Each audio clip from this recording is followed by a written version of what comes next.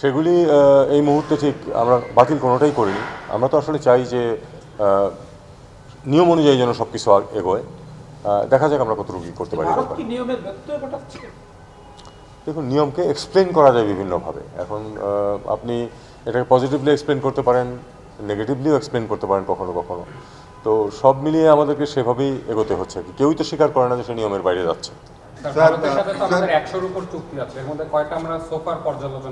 না, আমরা কোনোটাই এখনো বাতিল করার ব্যবস্থা করি না। পর্যালোচনা বলতে আসলে কি বুঝান আপনারা, সেটা একটা সমস্যা থাকতে পারে।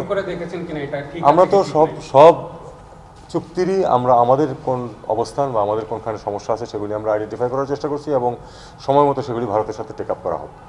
পররাষ্ট্র সচিব বিভিন্ন কারণে নিজে থেকে এখান থেকে সরে যেতে চান এবং আমরা তাকে সরে যেতে দিচ্ছি। সরে যেতে চান মানে এই দায়িত্ব থেকে চলে যেতে চান। উনি আগামী 2-1 দিনের মধ্যে দায়িত্ব ছেড়ে দেবেন।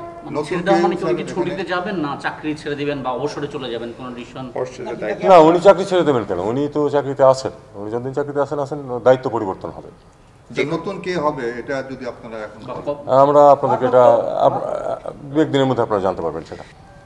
নেদারল্যান্ডসে মিশনে আমার রাষ্ট্রদূত সরকার পরিবর্তন করে ফেলবে, এটা তো ওয়াইল্ডেস্ট ড্রিমের মধ্যেও আসে না। ঠিক আছে, একটা প্রশ্ন কিছু নেবেন, সেটা হচ্ছে যে পররাষ্ট্র সচিবের পদ থেকে উনি নিজে থেকে সরে যাচ্ছেন কেন, আর আপনারাই বা তাকে কেন সরে যেতে দিচ্ছেন?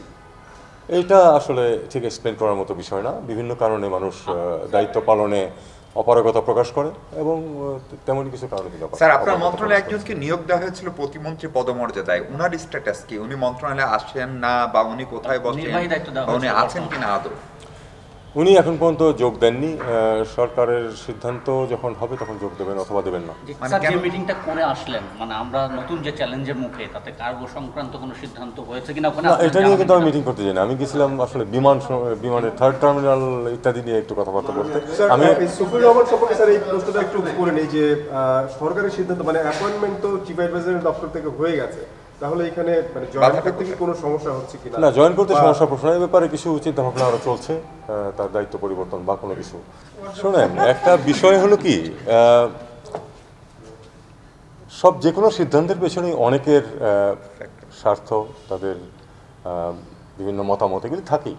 এটা সরকারে মানে কখনোই কোনো সিদ্ধান্ত একেবারে একজনে নিয়ে নেয় না। তো এর বিবেচনায় অনেক সময় সিদ্ধান্ত পরিবর্তনও হয়, দেখা যাক।